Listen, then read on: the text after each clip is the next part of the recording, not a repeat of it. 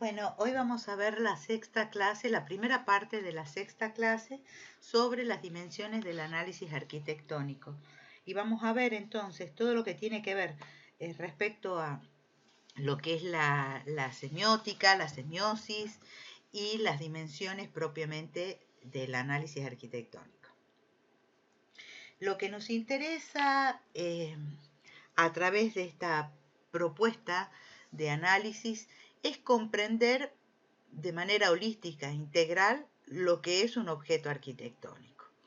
Es decir, superar las instancias de análisis formal y funcional y entender que el objeto arquitectónico es la expresión de aspectos mucho más complejos, que tienen que ver con el contexto cultural, con el devenir histórico y las teorías imperantes en un momento determinado, que son de las que se nutre el arquitecto diseñador.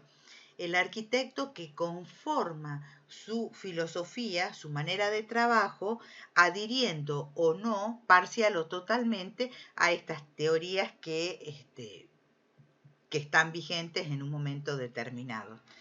Y entonces la obra de arquitectura es, en definitiva, el resultado de la conjugación de esas teorías más la interpretación del arquitecto. Hemos visto también a lo largo de la materia, hemos venido viendo cómo distintas manifestaciones culturales se corresponden con distintos paradigmas. Los que vamos a tratar de vincular en este análisis ahora es, centrándonos fundamentalmente en el paradigma moderno y posmoderno, es cómo esas distintas manifestaciones culturales que adhieren a determinada corriente o a determinado paradigma se manifiestan concretamente en la obra arquitectónica. Para empezar con la explicación de las dimensiones, lo primero es entender por qué las cosas significan. ¿Qué es lo que determina que algo signifique, tenga un significado? Y en el ejemplo que estamos viendo en la diapositiva vemos un conjunto de piedras. La piedra es el primer material que el hombre tiene a mano y que encuentra en la naturaleza. Y esa piedra empieza a tener sentido cuando el hombre primitivo es capaz de limar, de afilar un canto y construir un hacha o construir una flecha, la punta de una flecha, que le sirve para cazar, para cortar cueros de otros materiales o leña para hacer fuego. Y entonces la piedra se convierte en un elemento, en un material de utilidad para ese hombre primitivo y comienza a tener sentido en función que le es útil para ese cometido. Por otro lado, las piedras son el material más antiguo que está presente en la naturaleza y que permite construir las primeras construcciones. Y con las primeras construcciones están no solo las necesidades de habitación, sino las construcciones que tienen que perdurar a lo largo del tiempo. Entonces, esas manifestaciones de la cultura cuya intención es que duren a lo largo del tiempo son generalmente manifestaciones como religiosas, como es el caso de este círculo de piedras en Stone Age en Inglaterra, o los menires o zapachetas que aparece representando un culto a la tierra o a los ancestros. Y entonces la piedra va adquiriendo otra característica o se va semantizando, va adquiriendo otro significado, como por ejemplo esta condición de perdurabilidad. Y entonces asociamos la piedra como un material idóneo propio para construir las lápidas de un cementerio. En este caso, el cementerio de Praga, inmortalizado por Umberto Eco en su novela, ¿no? Entonces, cuando Peter Eisman tiene que construir un memorial para el Holocausto en Berlín, apela a la construcción de estos grandes bloques que simulan ser, en definitiva, como grandes trozos de piedra que conforman ese paisaje de distintos tamaños irregulares, están haciendo referencia de alguna manera a esas lápidas, a esas tumbas construidas originariamente con piedra, y a pesar de que las piedras, el memorial no es exactamente piedra, son monolitos de hormigón, pero simulan ser piedra. Es decir, la piedra trascendió su cometido funcional para convertirse en portadora de significado y asociarse con esta idea de lo inmortal, de las lápidas, de la construcción que permanece y que está vinculada, digamos, a esta cuestión del ritual de mortuorio, de la muerte y de la preservación, de la indicación de la existencia de que hubo una persona. Entonces, esto es lo que lo lleva a Eisman a utilizar estos bloques de hormigón como bloques de piedra, simulando las tumbas de las personas que murieron en el Holocausto. Cassirer plantea en su libro Filosofía de las Formas Simbólicas a principios del siglo XX que el hombre es un animal simbólico, que va a utilizar símbolos para configurar su mundo cultural.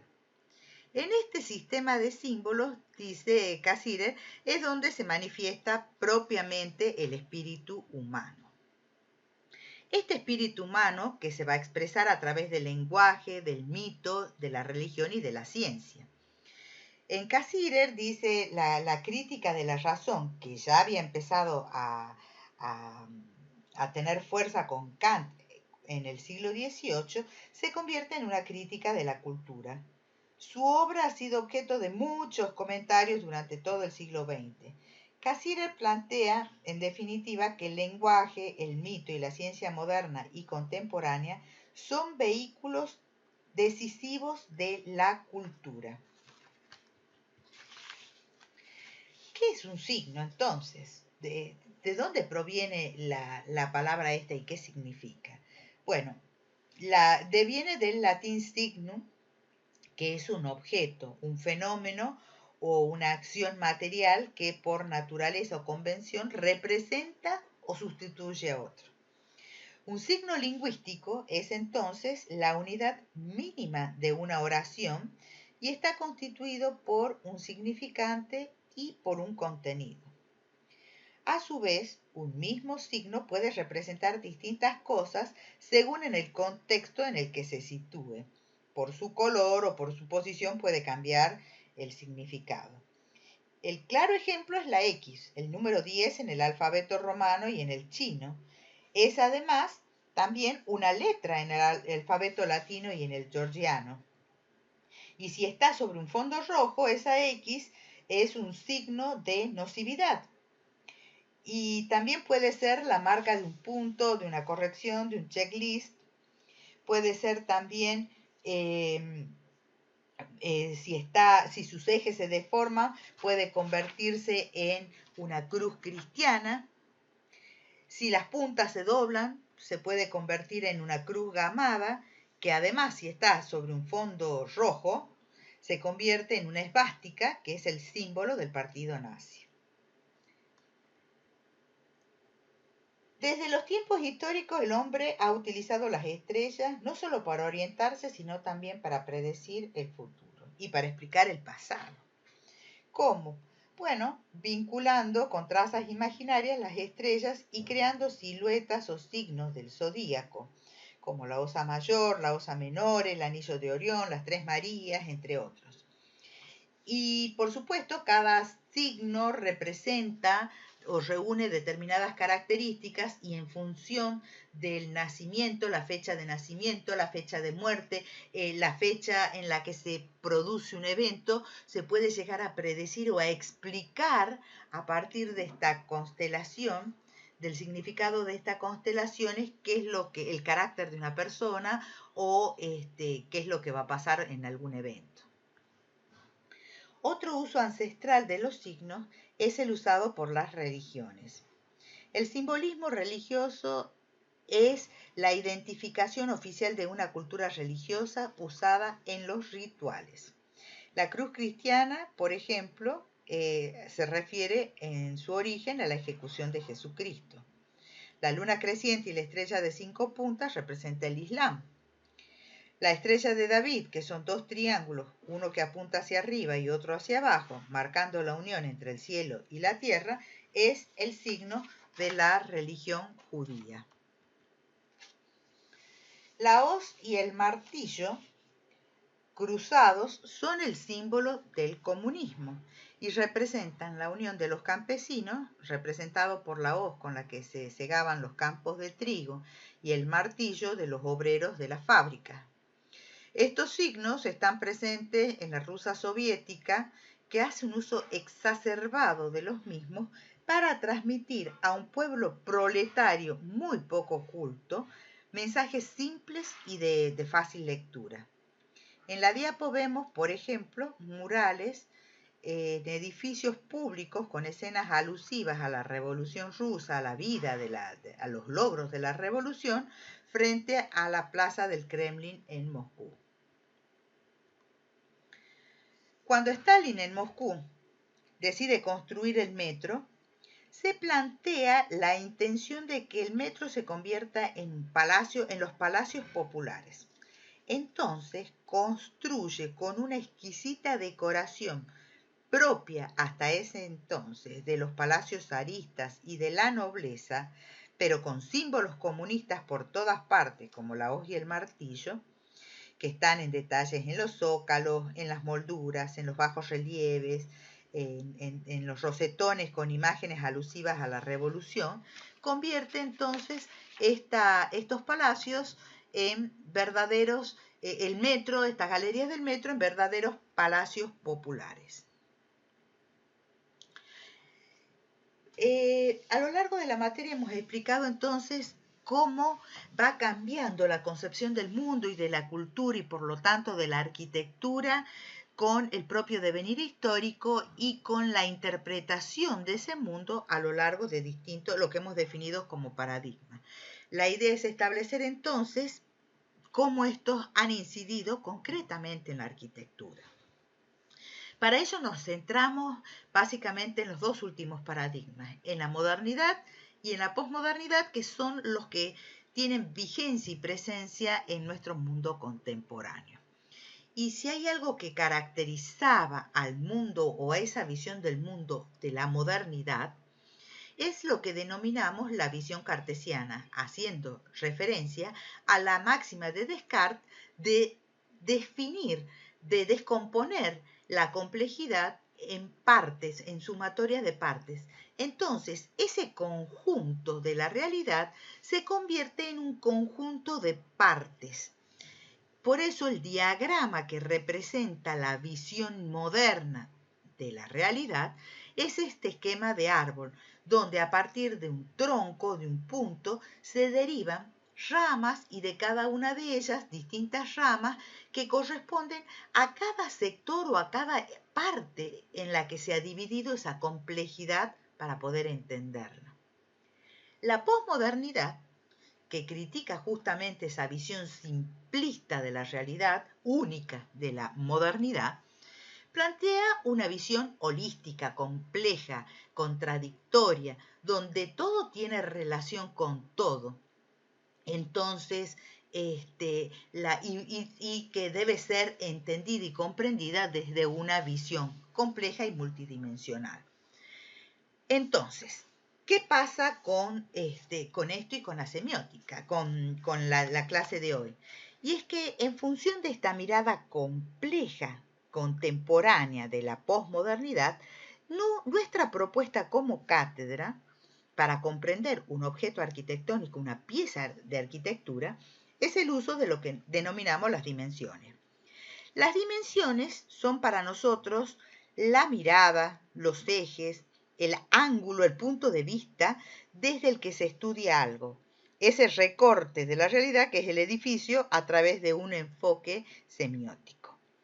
Entonces veamos primero qué es la semiótica. La semiótica es la ciencia que estudia los signos y la semiosis es la ciencia que estudia el proceso mediante el cual algo actúa como un signo.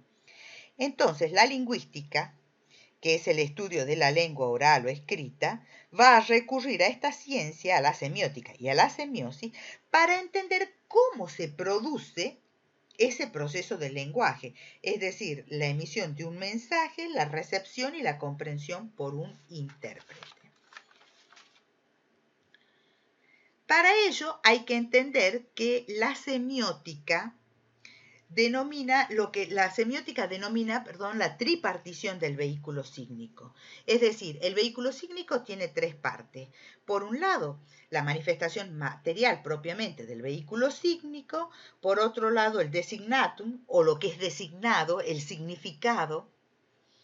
Y por otro lado, el intérprete o receptor, cuya conducta debemos observar para entender ¿qué desencadena la interpretación del mensaje en el intérprete? Ahora sí, la semiótica propiamente dicha tiene tres dimensiones, tres aristas, tres filones desde los que se observa y se estudia esa realidad. Por un lado, un filón sintáctico que tiene que ver con cómo se organiza hacia adentro ese signo. Por otro lado, con un filón semántico, que tiene que ver con la capacidad de significación, de semantización, y por otro lado un filón pragmático que tiene que ver cómo se relacionan los signos con sus intérpretes. La primera de ellas, la sintaxis, como en la oración, como en el lenguaje escrito, analiza el orden que tienen que tener cada una de las partes o palabras y las partes, el sujeto, el predicado, en una redacción, en una oración, para transmitir un lenguaje comprensible. El orden de las partes para que se articulen correctamente las reglas sintácticas que deben cumplir las partes para transmitir un determinado significado.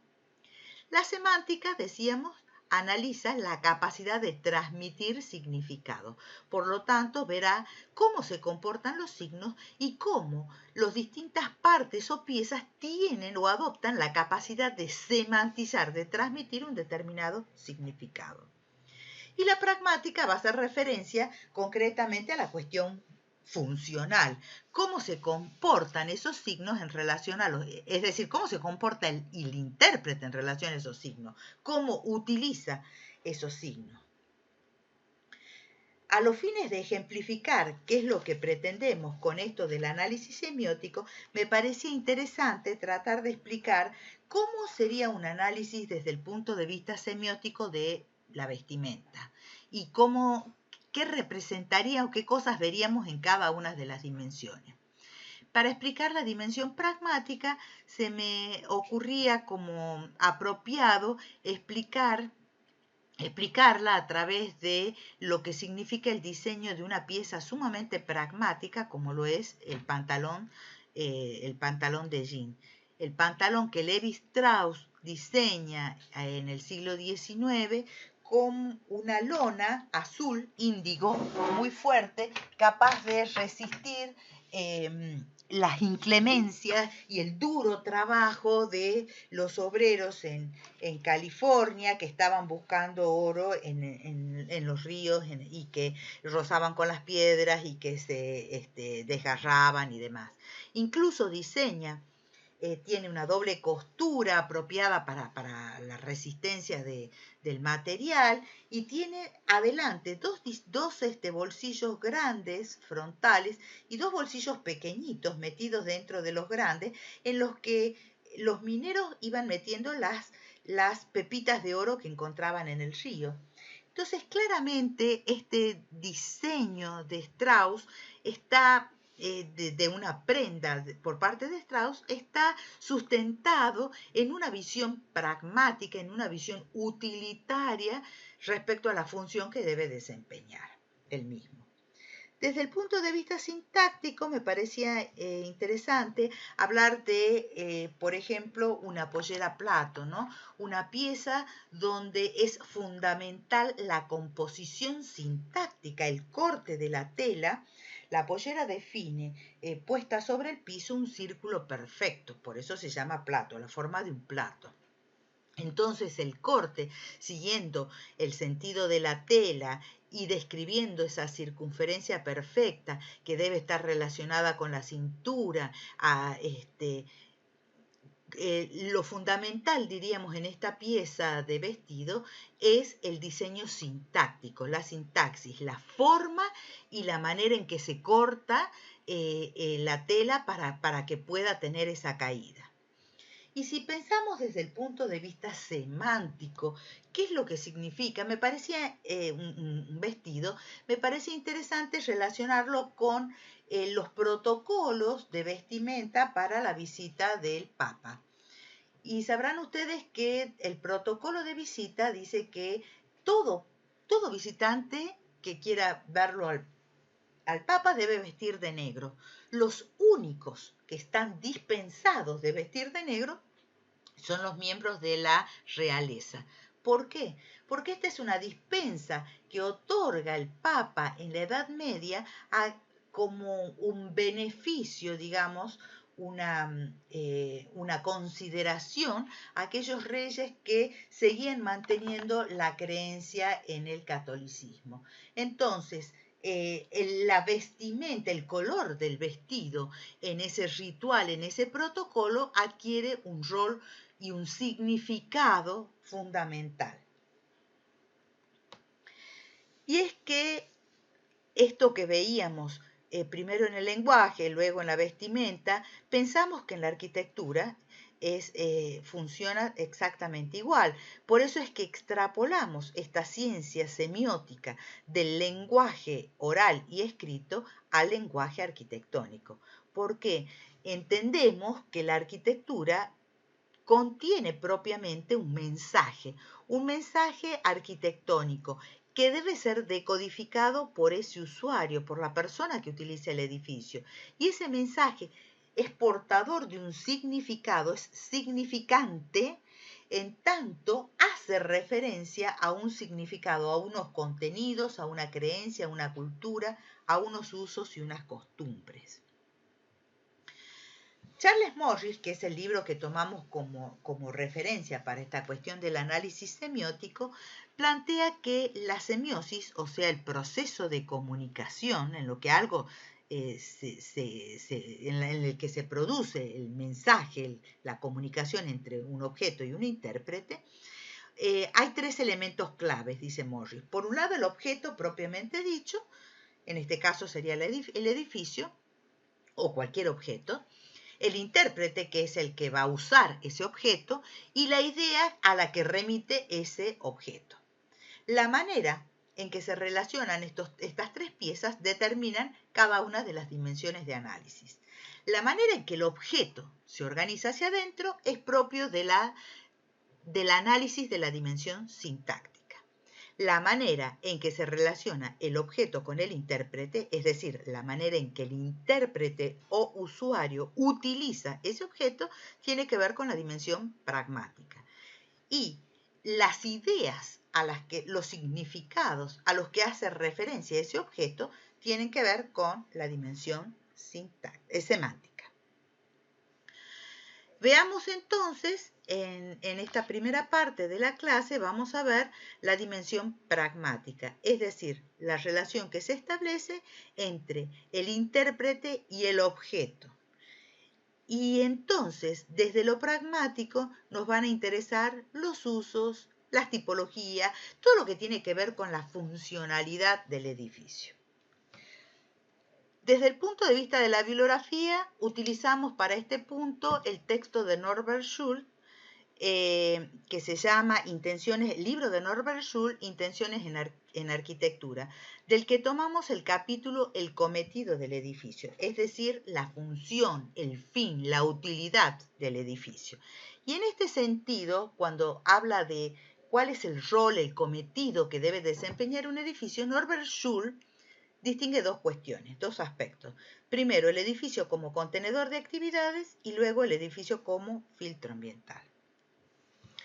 El edificio como contenedor de actividades hace referencia al soporte, al cubículo, al sostén que permite el desarrollo de determinadas funciones y actividades, que tiene que ver entonces con la forma en que esas actividades se dan, las condiciones de agrupación, los horarios, etcétera, para definir cuáles son las dimensiones, los espacios más apropiados para contener a las mismas.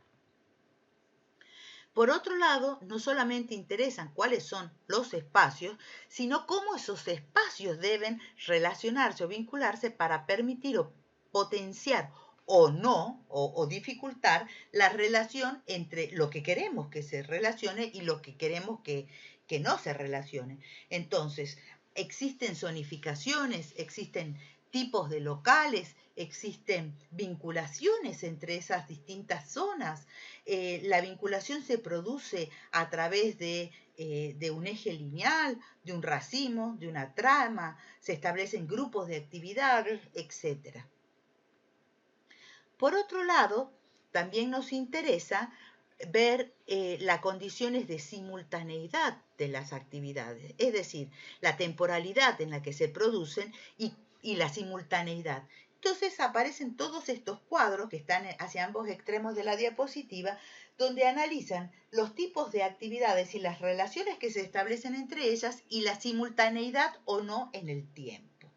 Y también interesan cómo se organizan, que es la imagen central de los globos, cómo se organizan esas actividades, cómo se agrupan y las relaciones que se establecen entre los distintos grupos de actividades. Y también, que es la última imagen, esta de las dimensiones, qué equipamiento y qué dimensiones son las apropiadas para permitir el correcto desarrollo de esas actividades. Y esto es evidente en el diseño de, por ejemplo, las piezas sanitarias o las piezas o las partes de la cocina. La disposición de cada uno de los elementos que compone un núcleo sanitario tiene que tener unas dimensiones y un área útil de uso mínimas y máximas para su correcta utilización.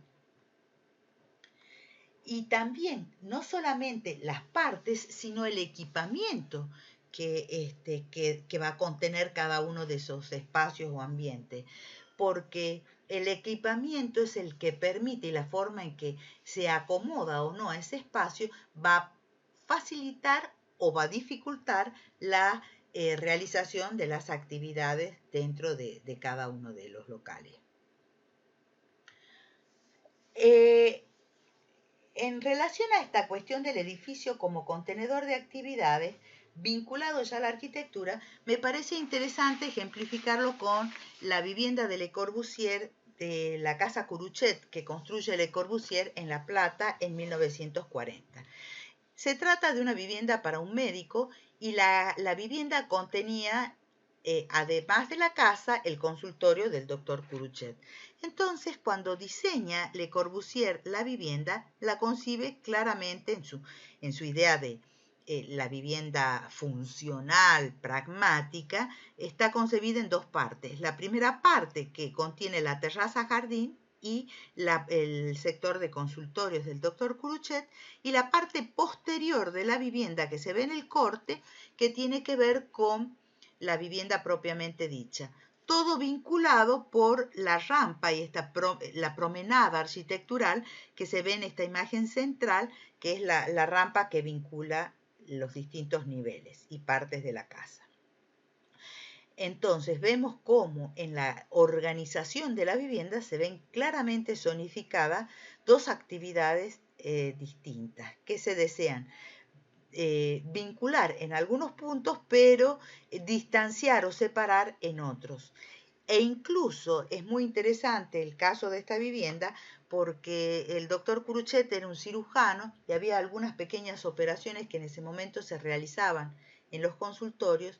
Entonces, incluso el diseño de piezas como el lavatorio, el grifo, que permitía el lavado de las manos del doctor Curuchet está pensado para accionar a partir de una palanca que se acciona con la utilización del codo, de modo tal de no contaminar las manos después del lavado. Y así con numerosas partes y piezas de la vivienda que tienen su explicación en el diseño funcional de las mismas.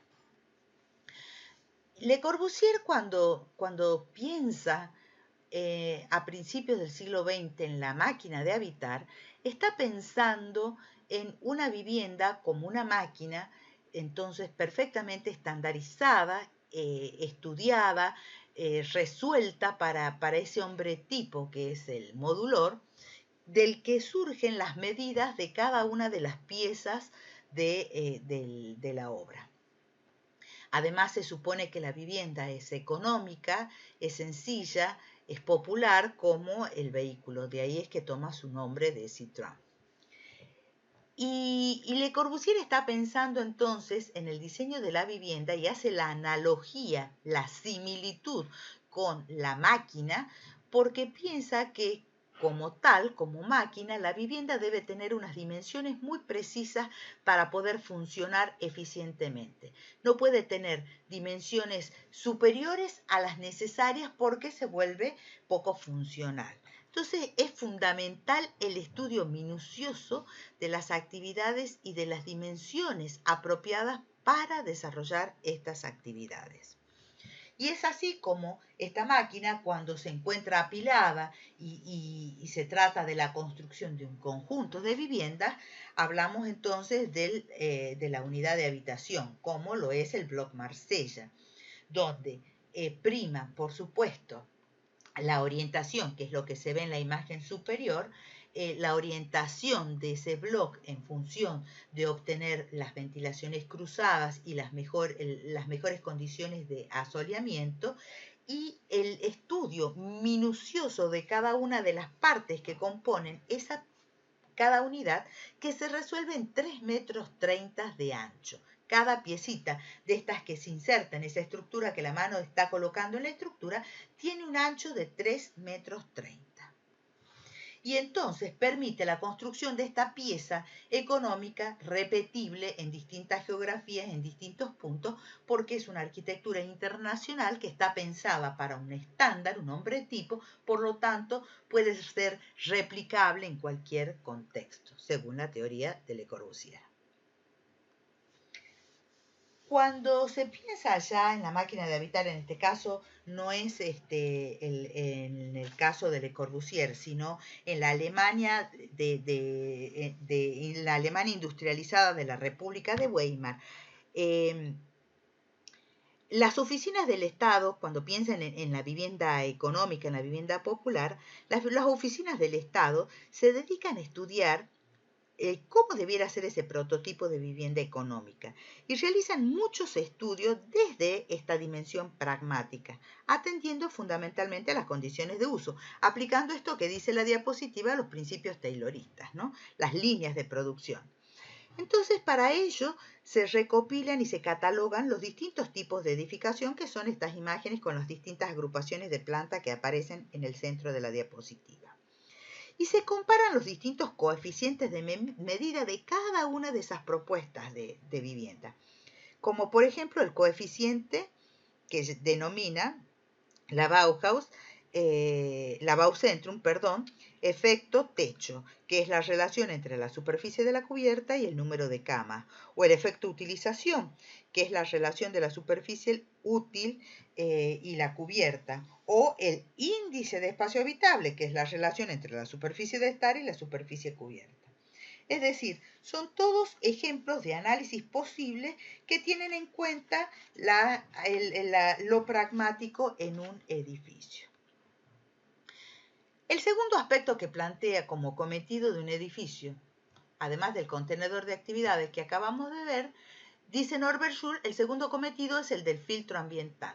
Y en el filtro ambiental importa entonces cómo la piel que recubre ese edificio, las paredes exteriores, la fachada, el techo, etcétera, sirve para proteger el espacio interior del edificio del clima, del sonido, de los olores, de las luces, de las cosas, incluso de las propias personas. En este sentido, la adecuación del edificio desde el punto de vista climático, es interesante analizar cualquiera de los ejemplos de vivienda de Sacriste, porque Sacriste es un arquitecto que, si bien es moderno, es contemporáneo, tiene una gran preocupación siempre por adecuar su arquitectura al medio local, al clima local. Considera que las condiciones en Tucumán son muy desventajosas en verano, entonces es fundamental crear barreras, crear dispositivos que permitan que la vivienda se adecue lo mejor posible a las condiciones climáticas. En este caso de la imagen es la casa Schumann, pero en general todas las casas de Le Corbusier pone especial tratamiento en esta cuestión de adecuación a lo climático. Y para ello, una pieza, un recurso fundamental de Sacriste es el uso de la galería.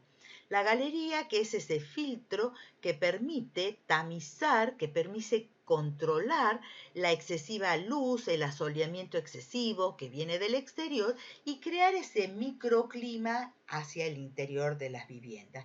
Pone especial estudio y cuidado en la realización de estas piezas dentro de las viviendas para producir esos microclimas.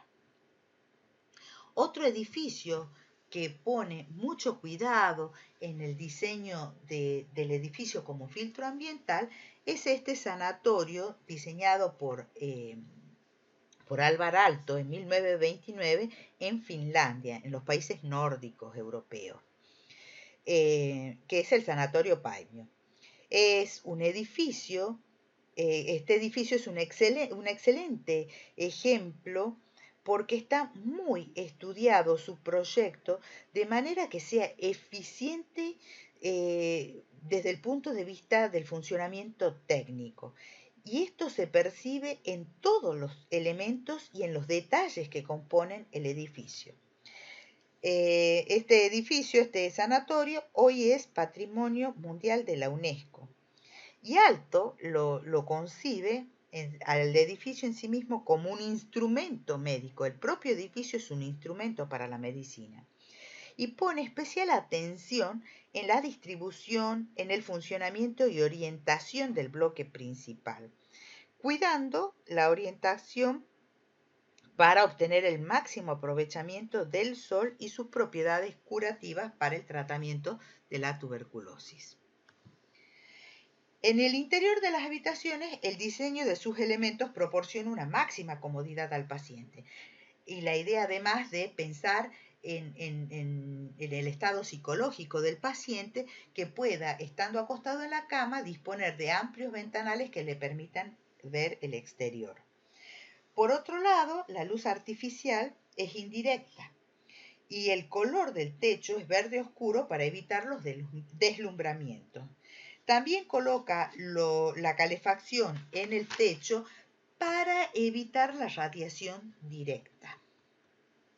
Alvar Aalto pone un especial cuidado en el diseño de los lavabos, por ejemplo, cuya geometría minimiza el posible ruido que provoque el uso y la caída del agua, ¿no? El mobiliario interior también es diseñado por Aalto.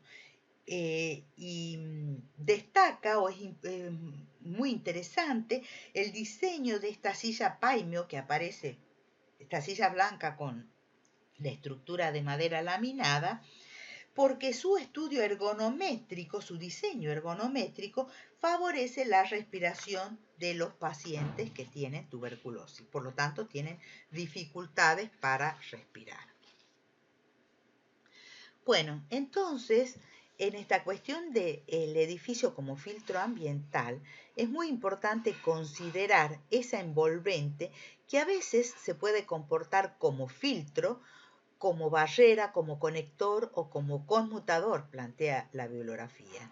¿Cómo se regulan los intercambios de energía? Hay veces que queremos filtrarla, hay veces que queremos que no pase o que queremos permitir que pase de a rato, etc. En el caso de la vivienda suma, que es la que aparece en el ángulo inferior, el frente de la fachada claramente tiene es un frente opaco con una puerta única. Claramente la fachada es una barrera hacia el exterior, que es una barrera del exterior de la calle hacia el interior de la vivienda, que solo es posible comunicarse a través de un conmutador, que es esa puerta negra que aparece de acceso. El caso de la imagen superior, esa doble fachada, ese tratamiento de ese muro cortina acompañado de una celosía que protege, que actúa como un filtro que protege el asoleamiento excesivo. Y en el caso de la imagen inferior, una de las paredes de Roncham, que está toda perforada, produciendo un efecto lumínico apropiado para el desarrollo y la contemplación, la concentración en la iglesia de Roncham, diseñada por Le Corbusier. En el caso de una vivienda chorizo, que es una casa típica o vivienda medio patio típica de nuestra ciudad y en general de nuestro país, vemos claramente cómo esta cuestión, el uso de estos elementos de filtro, barrera, conector y conmutador. Fíjense que esta vivienda, que está compuesta por dos patios, tiene un primer patio, que es el patio, si ustedes quieren, más bien público, y el segundo patio, que es totalmente privado de la vivienda y al que no se puede acceder si no es atravesando algún local propiamente de la vivienda. Y entonces, desde la fachada de la calle a la calle, vemos cómo la vivienda está cerrada. Hay una primera puerta, que es la puerta cancel, que es claramente un conmutador. La fachada es una barrera, incluso los balcones están protegidos.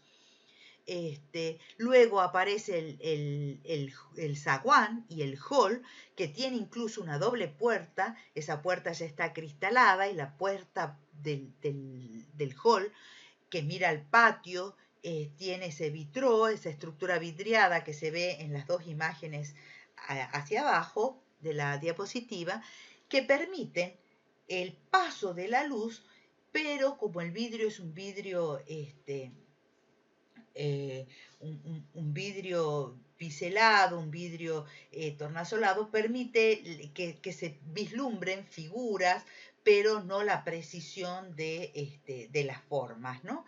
Entonces, miren cómo a lo largo de la vivienda se pueden ver el uso de distintas piezas que van actuando como filtros, como barreras, y las aberturas que actúan como conectores o conmutadores, ¿no?, de cada una de las piezas. Respecto al uso del edificio como filtro ambiental, decíamos que es muy importante la arquitectura del arquitecto Sacriste, porque el arquitecto Sacriste siempre estuvo muy preocupado por regionalizar la arquitectura, por dotar a la arquitectura de esas características propias de la sociedad y del clima en el que se insertaba. En este caso se trata de la vivienda Torres Pose, diseñada en Tafí del Valle.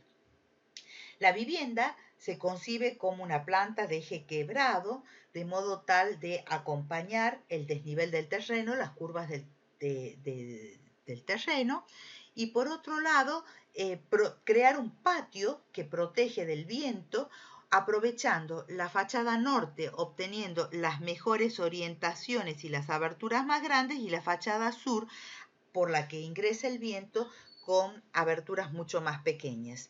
La adecuación climática se hace con un techo de torta de barro y con el uso de piedras que permiten una mayor, el muro de piedra muy gordo que permite una mayor aislación térmica.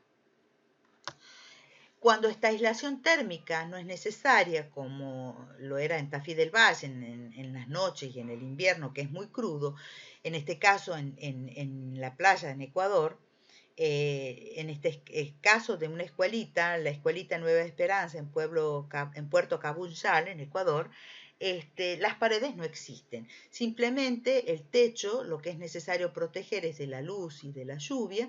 Entonces las paredes se perforan, el techo tiene profundos voladizos para impedir el ingreso del agua, y lo que interesa acá es producir como una suerte de sombrilla, de sombrero que permita las actividades de la escuela, y las paredes se difuminan. Y el techo sobrelevado para impedir el acceso de alimañas y para proteger también en el caso de las lluvias. También son, en este sentido de control climático, son muy importantes los edificios, las nuevas tecnologías que aparecen en la contemporaneidad, como la construcción con